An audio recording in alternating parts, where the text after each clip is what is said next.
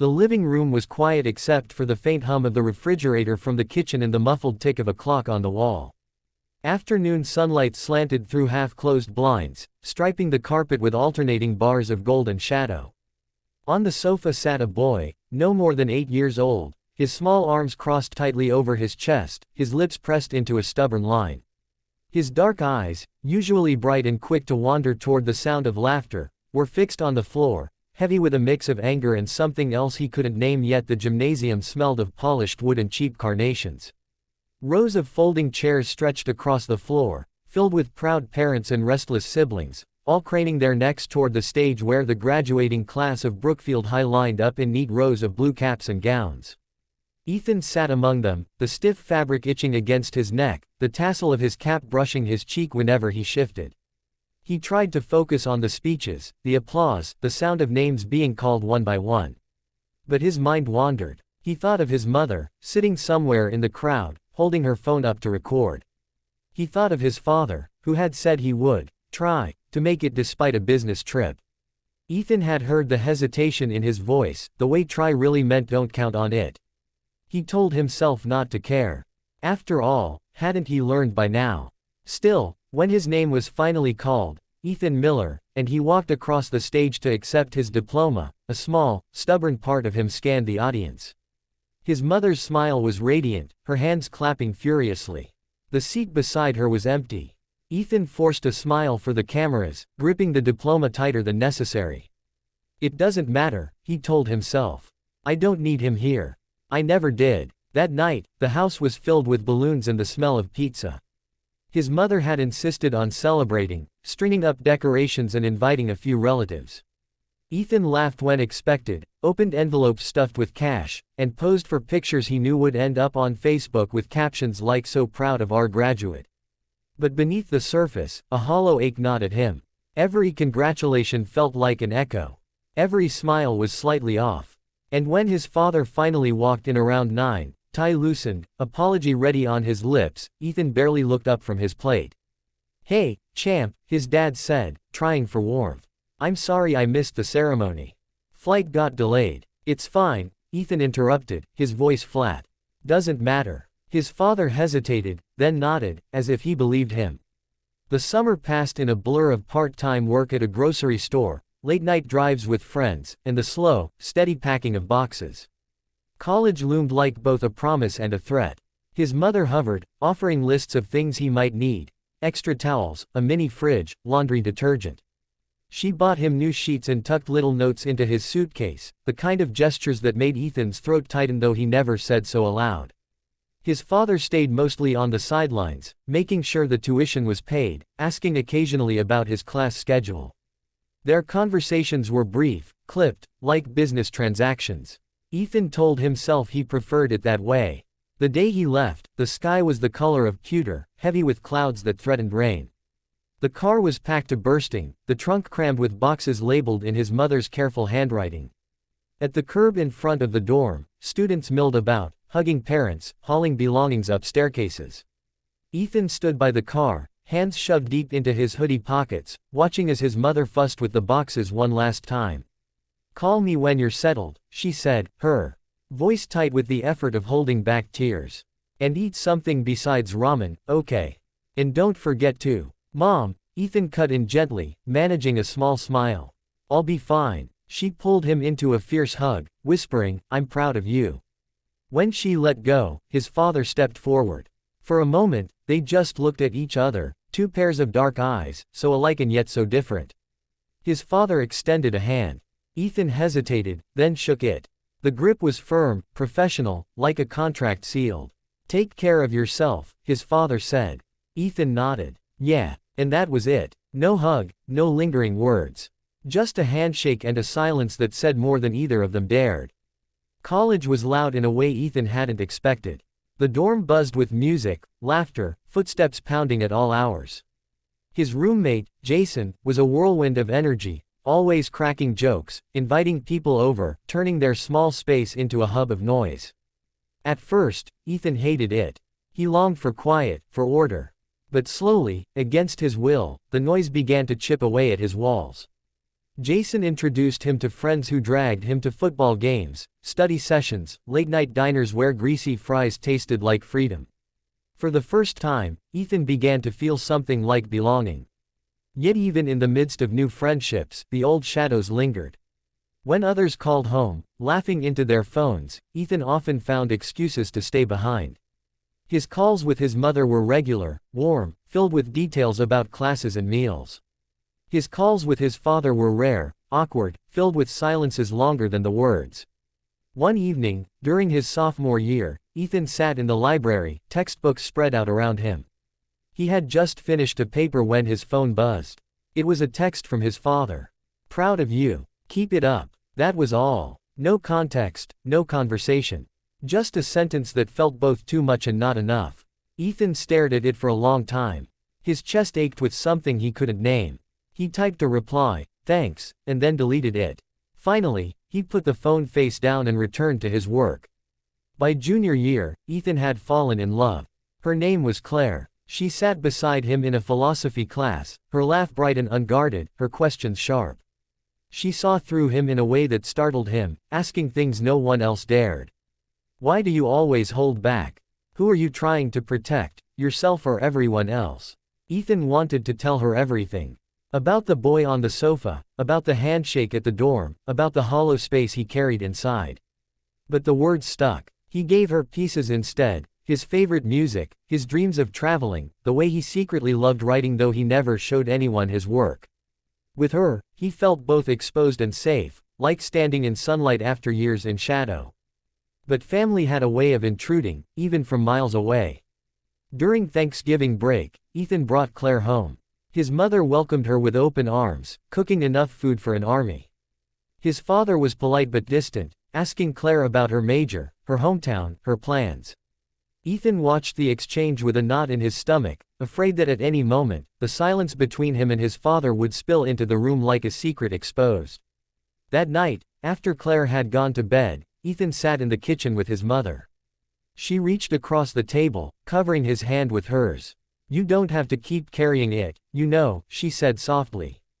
"Carrying what? The hurt, the distance. You can let it go." Ethan looked away. "It's not that simple." "No," she agreed. "But it's worth trying." Senior year came faster than he expected. Job fairs, interviews, late nights in the library. The future pressed close, demanding choices.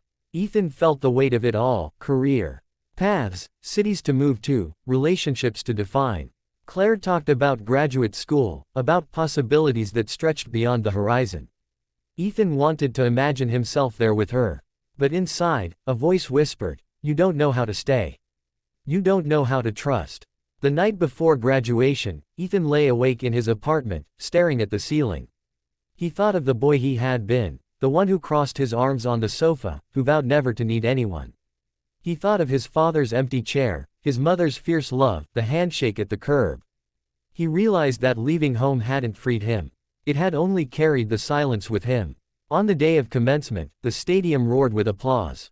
Ethan stood in his cap and gown once more, older now, taller, his shoulders broader. When his name was called, he walked across the stage, diploma in hand, the echo of his first graduation pulsing in his memory. This time, when he scanned the crowd, both seats were filled. His mother's smile shone as brightly as ever. Beside her, his father sat stiffly, clapping in measured rhythm. Their eyes met for a brief second. Neither smiled. Neither looked away. For Ethan, it wasn't forgiveness. It wasn't healing. But it was something. A beginning, maybe. Or at least, the possibility of one. That night, alone in his room, Ethan placed both diplomas side by side, the high school one that felt hollow, and the college one that felt earned. He stared at them, at the years between, at the boy he had been and the man he was becoming. And for the first time, he allowed himself to wonder, what if the story isn't about what I lost, but about what I still have the chance to build? The thought was small, fragile. But it was there, a spark in the dark.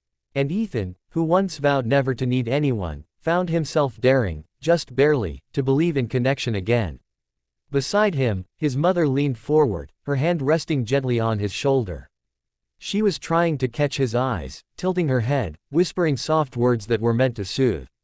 "Ethan," she said, her voice fragile with both patience and worry, "Honey, talk to me. Tell me what's wrong." But Ethan didn't look at her. His body stiffened even more, as though her touch burned. He pulled away, silent, retreating further into the fortress of his own feelings. Across from them, his father sat on the edge of a chair, elbows resting on his knees, watching with the cautious gaze of someone who wanted to help but didn't quite know how. His hand reached over to squeeze his wife's gently, as if to say give him time. It was an ordinary moment, an argument over something small, a disagreement forgotten by most families within an hour. But in this house, in this boy's heart, it was more than that. It was the beginning of something that would stretch far beyond childhood. Ethan had always been a quiet child. Even when he was a toddler, he preferred to sit and line up his toy cars rather than chatter with the other kids in daycare. His mother thought it was sweet, his father thought it was normal. But teachers began to notice the way he withdrew when the room grew too loud, how his shoulders tensed when he was asked to share his feelings. At home, Ethan's silence became both a shield and a weapon. When his parents fought, which they sometimes did about money, or schedules, or things too complicated for a child to understand, Ethan would fold into himself, retreating to a corner of his room, clutching his pillow until the storm passed. He never cried out loud. He never begged them to stop. Instead, he carried the noise inside him like a weight he didn't know how to put down. Now, sitting on the sofa with the afternoon light painting his face, Ethan was angry because of something that might have seemed small. His father had broken a promise. They had planned to go to the park that morning, just the two of them. Ethan had imagined it all week, the sound of the basketball hitting pavement, the way his dad always let him win at horse, the ice cream cones they would buy on the way back. But at the last moment, a phone call had changed everything. His father's boss needed him. The trip was cancelled. It wasn't the first time. And in Ethan's young heart, it didn't feel like it would be the last. Children often measure love not in words but in presence. A hug at the right moment. A laugh shared over something silly.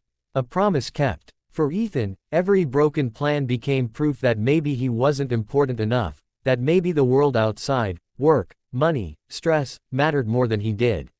His mother tried to explain, sitting beside him now. Daddy had to work, sweetheart. You know he wanted to go. He couldn't this time. But Ethan stayed silent. The truth was, he had stopped believing in this time a long time ago. His father leaned forward. "Ethan," he said softly, "I'm sorry. I really am. I'll make it up to you." Still, the boy didn't answer.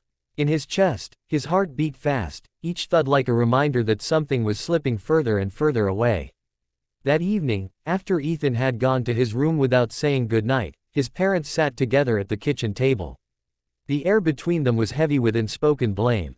"He's just a kid," his mother said, frustration in her voice. "You can't keep breaking promises and expect him not to notice." "I didn't want to cancel," his father replied, rubbing his forehead. "But what am I supposed to do? Walk away from work? Risk everything we're trying to build here? You're not building anything if you lose him," she whispered. The words hung in the room, sharper than either of them intended. Neither spoke for a long time after that. Ethan lay awake in his bed, listening to the muffled tones of their conversation. He didn't catch every word, but he heard enough to know it was about him. And in the way children often do, he twisted the blame inward, convincing himself that he was the problem. If he were easier, if he didn't get so upset, maybe his dad wouldn't have to apologize so much. Maybe his mom wouldn't sound so tired. Maybe everything would be better. But even at 8 years old, Ethan also carried a spark of resentment, a quiet storm building beneath his ribs. He didn't want to be forgotten. He didn't want to be a footnote in his own family's story. That night, before sleep finally claimed him, Ethan made a promise to himself: "I'll stop needing anyone. I'll figure things out on my own." Years passed, but that promise became a shadow trailing him everywhere. By the time Ethan turned 12, the distance between him and his father had widened. They still shared moments, like driving lessons in the empty high school parking lot, or cheering for the same football team on TV, but the cracks were there. His father's absences grew more frequent, swallowed by late nights at the office. His mother tried to bridge the gap, pouring her energy into school projects, soccer games, birthday cakes baked from scratch. But Ethan's eyes often drifted to the empty chair at the dinner table, and the space where a father's voice should have been. At school, Ethan became known as the kid who kept to himself. He wasn't unfriendly, he just didn't open up. Teachers praised his grades, but worried about his silence. Friends came and went, but few got close enough to see the real him. He laughed when expected, joined games when asked, but inside, he carried a loneliness he didn't know how to name. Sometimes, late at night, he thought back to that afternoon on the sofa, the way his parents had looked at him, the way his father had promised to make it up. He remembered the sunlight striping the carpet, the weight in his chest, the vow he made in the quiet of his room. And though he couldn't explain why, that moment had marked him, as though a thread had been tied around his heart, pulling tighter with every year. One spring evening when Ethan was 15, his father missed his school play.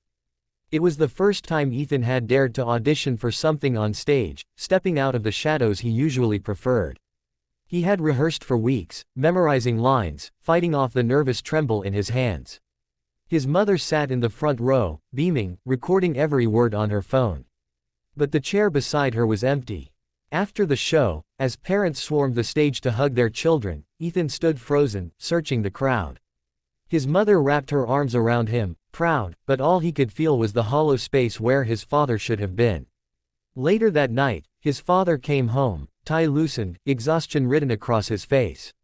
"I'm sorry, Bud," he said. The meeting ran late. "How was it?" Ethan didn't answer. He walked past him, straight to his room, and shut the door. The sound echoed through the hallway like a gavel striking wood. By 17, Ethan's silence had hardened into something stronger. He no longer waited for his father to show up. He no longer expected promises to be kept. He focused on himself, on grades, on college applications, on a future that would take him far from this house, far from the ache of wanting what he couldn't have. But even as he prepared to leave, a part of him still carried the image of that boy on the sofa, arms crossed, eyes down, waiting for someone to prove him wrong. Part 1 ends not with resolution, but with a question, one that would echo through the next 25 years of Ethan's life. What does it mean to be seen, truly seen, by the people who matter most?